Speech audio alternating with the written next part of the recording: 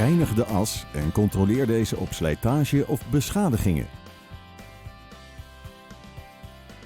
Breng de vervangingsmoer uit de Moog-set aan en haal deze aan volgens de richtlijnen van de autofabrikant. Gebruik hiertoe een momentsleutel.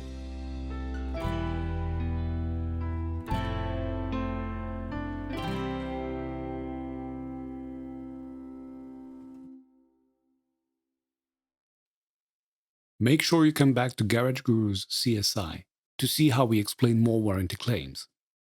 We are Garage Gurus. Join our community. Follow us on social media. Thanks for watching this video.